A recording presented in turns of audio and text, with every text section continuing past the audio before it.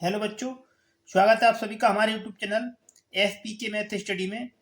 तो बच्चों, आज की वीडियो में हम लोग सीखेंगे क्लास 10th मैथ का जो चैप्टर नंबर 6 है त्रिभुज, इसकी प्रश्नावली 6.1 को आज की वीडियो में हम एकदम सरल तरीके से हल करेंगे। तो आप लोग वीडियो को पूरा देखें। इससे पहले हम लोग पीछे के सभी चैप्टर को हल कर चुके हैं। यदि वो वीडियो आपने अभी तक नहीं देखी है तो उसको आप लोग देख लेना। उसकी लिंक आप लोगों को डिस्क्रिप्शन बॉक्स में मिल जाएगी, वहां से जाके आप लोग देख सकते हैं। तो प्रश्नावली को हल करने से पहले आइए हम समरूप और सर्वांग सम के बारे में जान लेते हैं। उसके बाद में प्रश्नावली को एकदम आसान तरीके से हल करेंगे। तो आइए जानते हैं पहले त्रिभुज किसे कहते हैं। तो यहां लिखेंगे त्रिभुज की परिभाषा ये है, तीन सरल रेखाओं से घिरी आकृति को त्रिभुज कहते हैं। ठीक है, मान लीजिए ये कोई तीन सरल रेखाएं हैं, इनसे जो आकृति बनती है ये त्रिभुज कहलाती है। इसको ए मान लीजिए, बी और सी। ठीक है, ये तो हो गया त्रिभुज के बारे में। आइए अब जानते हैं समरूप और सर्वांग समता के बारे में। तो यहां लिखेंगे तो समरूप आकृति वे आकृतियां जो दिखने में एक समान हो, उनका साइज छोटा या बड़ा कुछ भी हो लेकिन देखने में एक समान हो। तो यहां लिखेंगे वे आकृतियां जो दिखने में एक जैसी हों वो कहलाती हैं समरूप आकृतियां। तो आइए हम इनको आकृति बना के आपको समझाते हैं। मान लीजिए एक त्रिभुज है और मान लीजिए दूसरा त्रिभुज है। अब देखिए ये दोनों त्रिभुज एक जैसे हैं, एक त्रिभुज बड़ा है और एक त्रिभुज छोटा है, लेकिन दिखने में एक समान होने चाहिए। ऐसी आकृतियां समरूप आकृतियां कहलाती हैं। तो जो आकृति है ये हो जाएंगी समरूप। ठीक है, आगे हम इनकी और भी उदाहरण ले सकते हैं। मान लीजिए एक वृत्त है, ठीक है, और ये दूसरा वृत्त है। इसको थोड़ा बड़ा बना लीजिए। अब देखिए ये जो आकृतियां हैं एक समान है, ये छोटा वृत्त है, ये बड़ा है, लेकिन हैं आकृतियां एक समान। तो वे आकृतियां जो दिखने में एक समान होती हैं समरूप आकृतियां कहलाती हैं। तो ये हो जाएगा समरूप आकृति का उदाहरण। ठीक है, इतना आपने सीख लिया। आइए अब जान लेते हैं समरूप आकृतियों के गुण। तो यहां लिखेंगे जो समरूप आकृतियां होती हैं उसके दो गुण होते हैं। तो इसका जो पहला गुण है इसको लिखेंगे, ये होता है, तो इसका पहला गुण होता है संगत भुजाओं के अनुपात बराबर होते हैं। जो समरूप आकृतियां होती हैं उनके जो भुजाओं के अनुपात होते हैं ये आपस में बराबर होते हैं। ठीक है, और इसका जो दूसरा गुण होता है ये होता है, तो इसको लिखेंगे यहां पर, इसका दूसरा पॉइंट होता है संगत कोण भी बराबर होते हैं। समरूप आकृतियों में संगत भुजाओं के अनुपात भी बराबर होने चाहिए और उनके संगत कोण ये भी बराबर होने चाहिए। ऐसी आकृतियां समरूप आकृतियां कहलाती हैं। तो आइए पहले हम इनको एग्जाम्पल के द्वारा समझ लेते हैं, उसके बाद में प्रश्नावली को हल करेंगे। तो हमने यहाँ पर दो आकृतियों को बना लिया है। पहली आकृति ये है और दूसरी आकृति ये है। तो पहले हम यहाँ से ज्ञात करेंगे संगत भुजाओं के अनुपात बराबर हैं या नहीं। तो इसके लिए यहाँ लिखेंगे ए बी, ये रेखा है ए बी, इसको लिखेंगे ए बी बट्टे दूसरी आकृति में लिखेंगे पी क्यू। इसमें ए बी का मान है 2, तो यहाँ लिखेंगे 2, और पी क्यू का मान इसमें है 4। तो यहाँ से हल करेंगे तो आएगा 1/2। अब आगे लिखेंगे इसी प्रकार, तो इसमें लिखेंगे ए सी बट्टे, यहाँ लिखेंगे ए सी बट्टे, इसमें लिखेंगे पी आर, यहाँ लिखेंगे पी आर। ए सी का मान इसमें 3, तो यहाँ लिखेंगे 3, और पी आर का मान दिया है इसमें 6। तो इसको हल करेंगे तो यहाँ से आएगा 1/2। अब इसी प्रकार आगे लिखेंगे तो लिखेंगे बी सी और बट्टा क्यू आर। इसमें बी सी का मान दिया है 5, तो यहाँ लिखेंगे 5 बट्टे, और क्यू आर का मान है इसमें 10, तो यहाँ से आएगा 1/2। अब देखिए इसमें जो संगत भुजाओं के अनुपात हैं ये सभी बराबर आए हुए हैं। अनुपात का मतलब होता है बट्टे में लिखे हुए, तो ये सभी अनुपात बराबर हैं। तो यहाँ से जो हमारा पहला पॉइंट है ये हमने सीख लिया कि संगत भुजाओं के अनुपात बराबर होते हैं। अब इसमें दूसरा पॉइंट दिया है संगत कोण बराबर होते हैं। तो संगत कोण भी हमें इसमें देखने हैं। तो देखिए इसमें ये लिखा है कोण बी, ये दिया है इसमें कोण जो बी है ये 40 है। इस वाली आकृति में ये कोण 40 यहाँ पर है, तो ये कोण है, कोण बी है पी के बराबर, तो इसको इस तरीके से लिख देना है। और देखिए इसमें जो कोण ए है ये इसमें 60 है, तो इसमें 60 कोण कौन सा है, आर, तो इसको लिखेंगे जो कोण ए है वो कोण आर के बराबर है, तो इसको इस तरीके से लिखना है। अब आगे देखिए इसमें जो सी कोण है ये 70 है, तो इस वाली आकृति में जो क्यू कोण है ये 70 है, तो यहाँ लिखेंगे जो कोण सी है वो कोण क्यू के बराबर है। अब देखिए इसमें जो भुजाओं के अनुपात हैं ये भी बराबर हैं और इनके संगत कोण भी बराबर हैं, तो ऐसी आकृतियों को हम समरूपाकृतियां कहते हैं। तो आइए अब जान लेते हैं सर्वांग समता के बारे में, उसके बाद में प्रश्नावली को हल करते हैं। सर्वांग सम आकृतियां ऐसी आकृतियां जो दिखने में एक जैसी हो तथा उनकी माप भी समान हो। इसमें क्या होता है, दिखने में एक समान हो लेकिन उनकी जो लंबाई चौड़ाई यानी कि जो माप है वो भी समान होनी चाहिए। मान लीजिए दो आकृतियां हैं ये, इसमें ये दिखने में भी एक समान है और इनकी जो माप है ये 5 सेंटीमीटर की है, तो ये भी 5 सेंटीमीटर की है। ऐसी आकृतियों को हम सर्वांग सम आकृतियां कहते हैं। तो आइए प्रश्नावली को स्टार्ट करते हैं। प्रश्नावली 6.1 का जो प्रश्न नंबर 1 है, कोष्टकों में दिए गए शब्दों में से सही शब्दों का प्रयोग करते हुए रिक्त स्थानों को भरिए। तो प्रश्न नंबर 1 का जो पहला पार्ट है ये है सभी व्रत, इसमें हमें भरना है होते हैं। इसमें दिया है सर्वांग सम या समरूप। तो देखिए बच्चों, जो सभी व्रत होते हैं वो सभी समरूप होते हैं, सर्वांग सम नहीं होते, ठीक है। तो इसमें आपको भर देना है समरूप, तो यहां लिखेंगे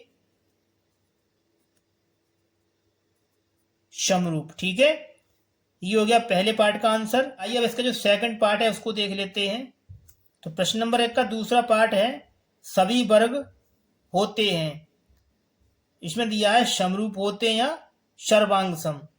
तो देखिए बच्चों, जो सभी वर्ग होते हैं वो सभी समरूप होते हैं, तो इसमें भी आपको भर देना है समरूप, तो यहां लिख देंगे समरूप। ये हो गया दूसरे का आंसर। अब चलिए इसका जो तीसरा पार्ट है उसको देख लेते हैं।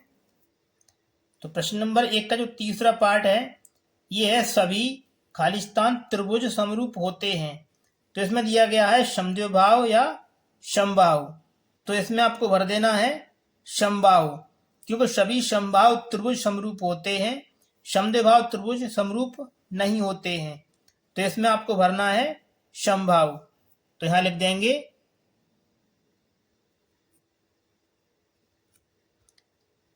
देंगे सभी समबाहु त्रिभुज समरूप होते हैं।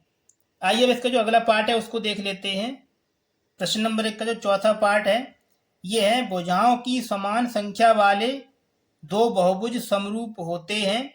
इसका पहला पार्ट है यदि उनके संगत कोण, इसमें भरना हमें हो, तथा दूसरा दिया उनकी संगत भुजाएं हों, तो इसमें दिया गया बराबर और समानुपाती। तो पहले आपको भरना है जब दो बहुभुज होते हैं तो उनके संगत कोण कैसे होने चाहिए, बराबर, तो आपको यहां लिख देना है बराबर, ठीक है। पहला ये हो गया।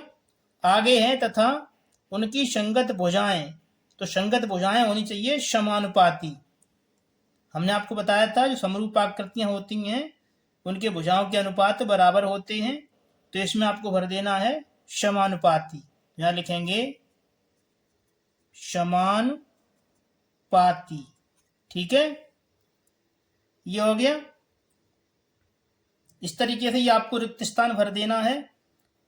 यदि आपको कहीं पर भी कोई स्टेप समझ में नहीं आई है तो वीडियो को एक बार पुनः अवश्य देख लें। तो चलिए आगे देखते हैं इसका अगला प्रश्न।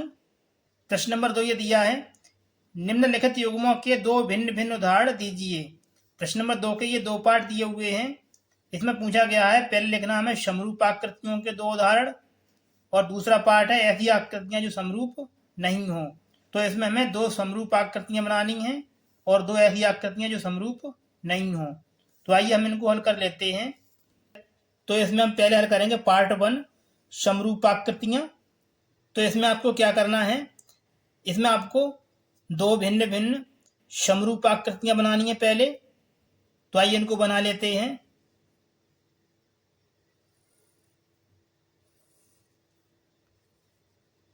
मान लीजिए एक त्रिभुज ये है और दूसरा बनाएंगे, तो थोड़ा छोटा कर देना है आपको। अब देखिए समरूप आकृतियां वे होती हैं जो दिखने में एक जैसी हों, उनका साइज छोटा बड़ा कुछ भी हो सकता है। तो ये तो आकृति हो गई जो समरूप आकृतियां हैं, एक उदाहरण हो गया। इसी प्रकार हमें एक और आकृति का उदाहरण देना है, तो हम इसको यहां बना देते हैं।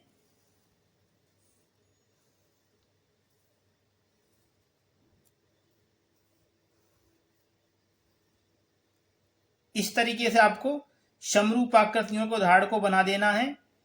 ये तो हो गई समरूप आकृतियां।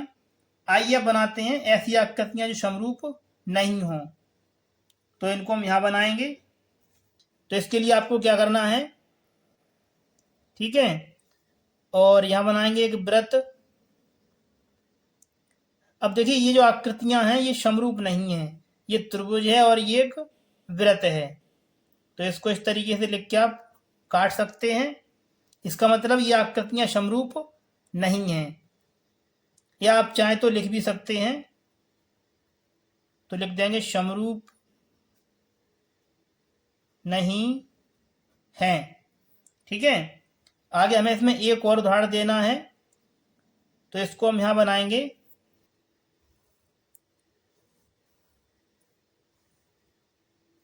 ये एक आयत है और यहां बनाएंगे एक त्रिभुज।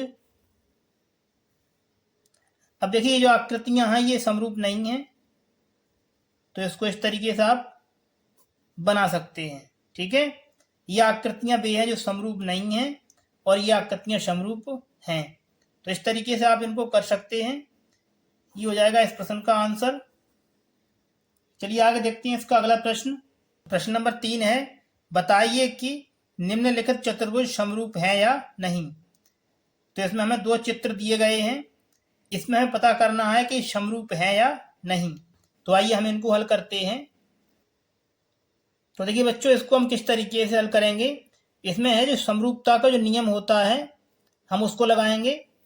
तो समरूपता का नियम होता है संगत भुजाओं के अनुपात बराबर होने चाहिए और दूसरा होता है संगत कोण भी बराबर हों। तो पहले निकालेंगे हम संगत भुजाओं के अनुपात। तो यहां लिखेंगे, इसमें है PS, तो लिखेंगे PS बट्टे इसमें दिया है DA। तो PS का मान है इसमें 1.5 और DA का मान है 3। अब इसको हल करेंगे तो यहां से आएगा, ये पॉइंट हटाएंगे तो नीचे बिंदी बढ़ेगी, तो यहां से बचेगा 15/30। 15 से भाग करेंगे 30 में तो जाएगा 1/2। अब निकालेंगे इसी प्रकार PQ/AB। तो यहां लिखेंगे PQ/AB। तो PQ का मान इसमें 1.5 और इसका मान है 3। तो इसका भी आंसर कितना आएगा, 1/2। अब निकालेंगे इसी प्रकार QR/BC। तो यहां से QR/BC का जो मान होगा ये भी कितना आएगा, 1/2, क्योंकि सभी के अनुपात बराबर हैं तो सभी के जो मान हैं वो बराबर रहेंगे। अब निकालेंगे इसी प्रकार SR/DC। तो लिखेंगे SR/DC। SR का मान 1.5 और ये 3, तो इसका भी मान कितना आएगा, 1/2। अब देखिए यहाँ पर जो संगत भुजाओं के अनुपात हैं ये तो बराबर हैं, तो अब निकालेंगे संगत कोण बराबर है या नहीं, क्योंकि इसमें जो कोण है ये 90 अंश के कोण है और इसके कोण 90 अंश के नहीं है। तो इसके संगत कोण बराबर नहीं है लेकिन भुजाओं के अनुपात बराबर हैं, तो ये चतुर्भुज आपस में समरूप नहीं होंगे। तो इसको हम यहाँ इस तरीके से लिखेंगे संगत भुजाओं के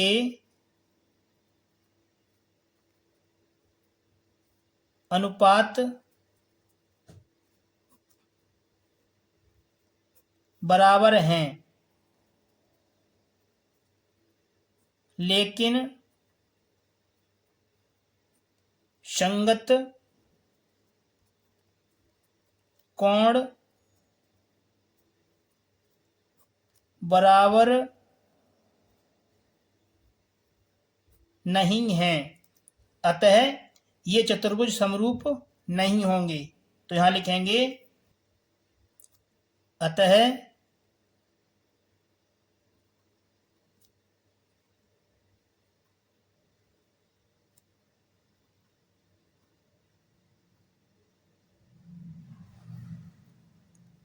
ये चतुर्भुज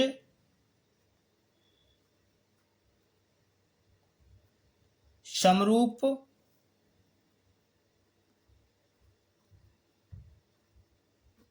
नहीं है। इस तरीके से ये आपको कर देना है। ये हो जाएगा इस प्रश्न का आंसर। यदि आप लोगों को कहीं पर भी कोई भी स्टेप समझ में नहीं आई है तो वीडियो को एक बार पुनः अवश्य देख लें। प्यारे बच्चों, यदि आप लोगों को हमारी ये वीडियो पसंद आई है तो वीडियो को प्लीज़ एक लाइक करें, और यदि आप हमारे चैनल पर नए हैं तो हमारे चैनल को सब्सक्राइब करके साथ में दी गई बेल नोटिफिकेशन को ऑल प्रेस करें, जिससे आने वाली सभी वीडियो का नोटिफिकेशन आप लोगों को समय समय पर मिलता रहे। तो चलिए बच्चों, मिलते हैं आपसे अगली वीडियो में नए सवालों के साथ। तब तक के लिए आप लोग अपनी अच्छे से स्टडी करते रहें।